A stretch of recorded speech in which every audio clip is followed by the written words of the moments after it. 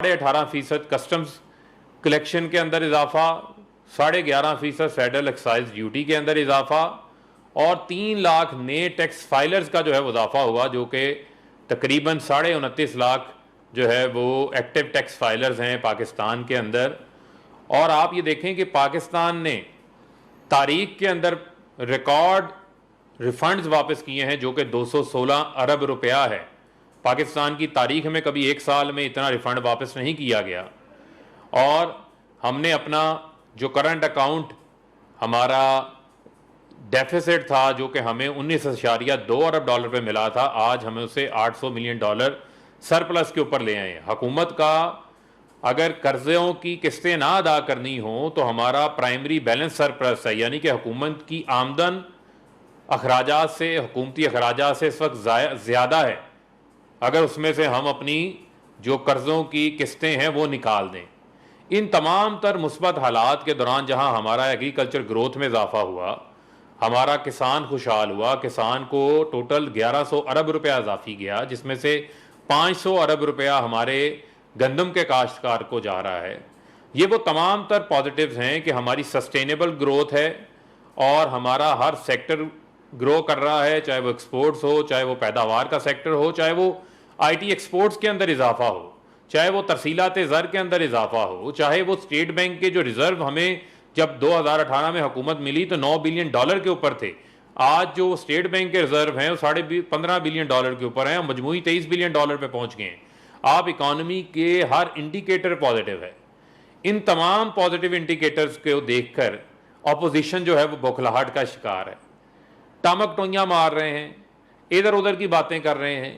अभी जो है वो पर्ची चेयरमैन को हमने देखा कि वो आकर जो है इकानमी का रोना रो रहे थे। तो बिलावल नाच ना जाने आंगन टेढ़ा, इनको खुद का पता नहीं है। आप ये देखें, ये IMF की बात करते हैं। मुझे ये बताएं कि क्या जब इनकी हुकूमत थी, क्या इनके वालिद साहब जो है वो IMF के पास नहीं गए थे? मैं ज़्यादा पीछे नहीं जाना चाहता, मैं मरहूमीन की बात नहीं करना चाहता, लेकिन ये IMF में बहुत दफ़ा जा चुके हैं, ये खुद जा चुके हैं। सिर्फ उसका एक हल मैं इनको बताना चाहता हूँ कि आपको IMF का या कर्ज़ों की इतनी ही फिक्र है तो बिलावल साहब आपको पता होना चाहिए कि जब आपकी 2008 में हुकूमत आई थी तो आपने बैरूनी कर्ज़ों के अंदर आपने 32% इजाफा किया था। 45 बिलियन डॉलर से जो पूरे मुल्क, पूरी पाकिस्तान ने जो कर्ज़े 60 साल में 45 बिलियन डॉलर लिए थे, आपने 45 बिलियन डॉलर से 5 साल में 2008 से 2013 में उनको 61 बिलियन डॉलर पे ले गए थे। जो डॉलर आपको 62 रुपये में मिला था 95 रुपये के ऊपर ले गए थे। और जो महंगाई की आज बातें कर रहे हैं, आपके दौर के अंदर लोग जो है वो लोड शेडिंग को रो रहे थे, गैस की लोड शेडिंग को रो रहे थे, बिजली की लोड शेडिंग को रो रहे थे, क्योंकि आपने कोई मंसूबा नहीं लगाया था। हाँ, आप कहाँ मसरूफ़ थे? आज आपको कर्ज़ों का खौफ है, डर है, तो वो स्विस बैंकों में जो पड़ा हुआ पैसा है वो पाकिस्तान ले आए ना। ये जो अयान अलियों के जरिए मनी लॉन्ड्रिंग कर रहे हैं, इसका सिलसिला रोकें। जो जाली अकाउंटों में पैसे पड़े हैं वो ले आएं। जो ओमनी ग्रुपों के अंदर आपने पैसा छुपा के रखा हुआ है वो पैसा निकालें और वो वापस करें, ताकि कौम का जो ऊपर कर्ज है वो कर्ज हम उतारें। वो पैसा आप देने को तैयार नहीं है।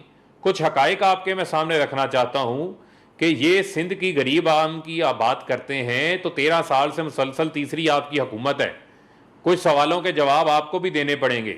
आप ये बताएं कि आपने गुर्बत के खात्मे के लिए क्या इकदाम किए हैं सिंध के अंदर।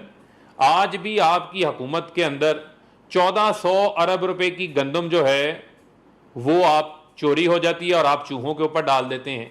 ये बिलावल हाउस के अंदर ये जो मोटे चूहे बैठे हुए हैं जिनके पेट नहीं भरते, वो गरीब की 1400 अरब की गंदम खा गए और आपको शर्म नहीं आती, आप चूहों के ऊपर डाल देते हैं। आप ये बताएं कि आपकी हुकूमत में जो नैब प्ली बारगेन करने वाले सैकड़ों अफसरान आज भी सिंध के अंदर काम कर रहे हैं, आप करप्शन का रोना रोते हैं। आप ATMs की बात करते हैं तो वो वैस मुजफ्फर टप्पी कहाँ पर हैं?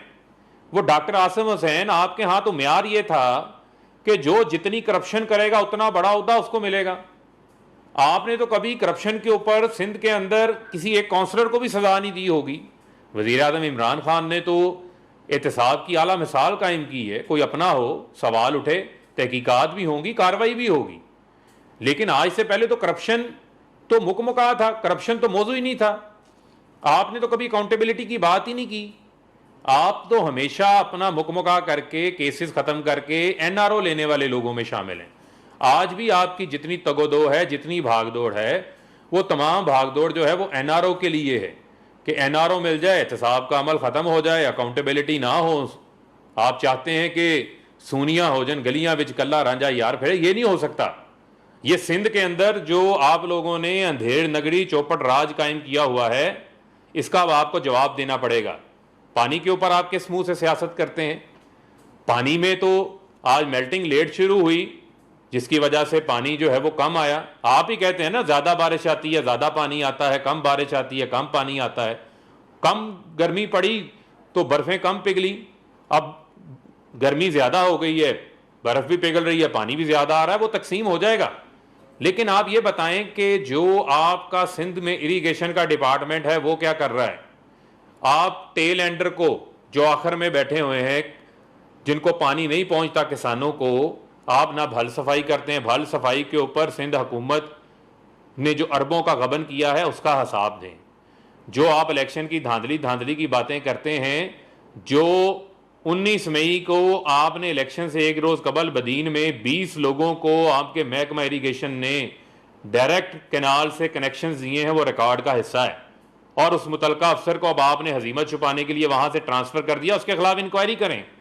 सखर कैनाल से इरसा खत लिखती है 16,000 क्यूसेक पानी छोड़ा जाता है कोटरी के लिए, लेकिन कोटरी में 8,000 पहुँचता है, क्योंकि रास्ते में नवाब शाह आता है, जरदारी साहब की ज़मीनें आती हैं, खुर्शीद शाह की ज़मीनें सखर में आती हैं, वो 8,000 पानी वहाँ चोरी हो जाता है।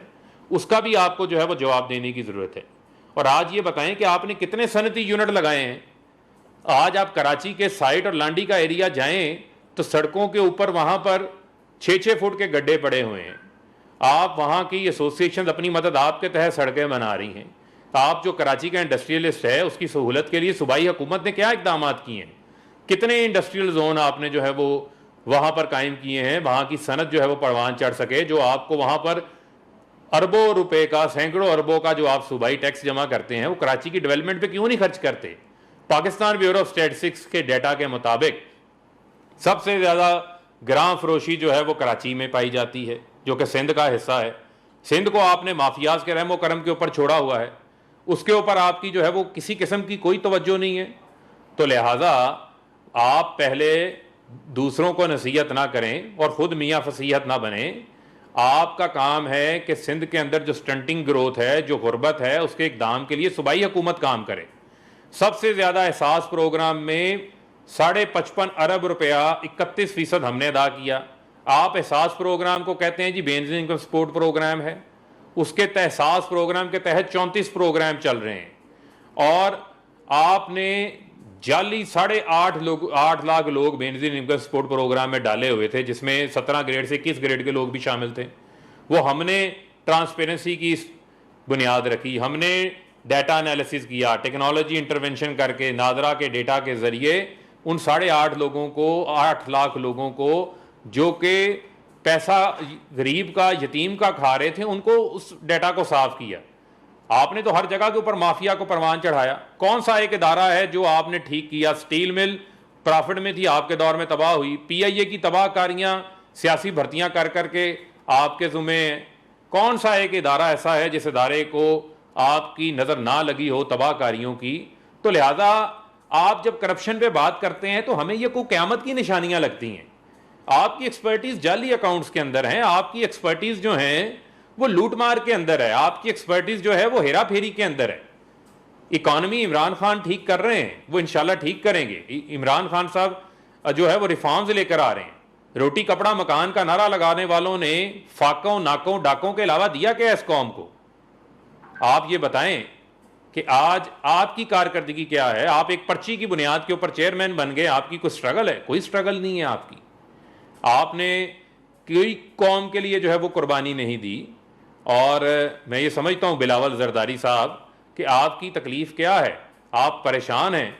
आपको पता है कि इमरान खान साहब जो है वो गरीब आदमी को सस्ते घरों के लिए उन्होंने एक माहौल क्रिएट कर दिया है, और 70 अरब रुपए की दरखास्तें कम आमदन वाले घरों के लिए बैंक्स को मसूल हो चुकी हैं, जिसमें से 22 अरब के वो केसेस अप्रूव कर चुके हैं। बड़ी तेज़ी से घर बनने जा रहे हैं। वज़ीर आज़म इमरान खान ने हेल्थ कार्ड दिया है लोगों को, जिसके ज़रिए से खाली खैबर पख्तूनख्वा के अंदर 10 अरब रुपए की बेनिफिट लोग ले चुके हैं, जो अपना इलाज करवा चुके हैं। उनके इलाज का खर्चा रियासत ने उठाया है। जो मदीना की रियासत की वज़ीर आज़म साहब ने बात की, उसकी तरफ ये अमली इकदाम है कि रियासत लोगों की सेहत की जिम्मेदारी ले रही है और पंजाब की सारी आबादी को हेल्थ कार्ड मिलेगा।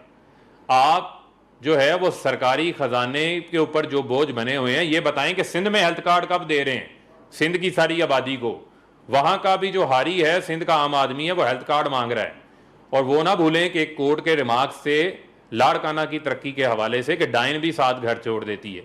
तो लिहाजा आप जहां से सिंध में बात करेंगे वहां पर नई करप्शन की दास्तान निकलेगी। और इलेक्शन रिफॉर्म्स के ऊपर 20 से ज़ायद ममालिक के अंदर इलेक्ट्रॉनिक वोटिंग मशीन इस्तेमाल हो रही हैं। 9 मिलियन ओवरसीज पाकिस्तानी बैरून मुल्क रहते हैं, क्या उनको उनका हक नहीं मिलना चाहिए?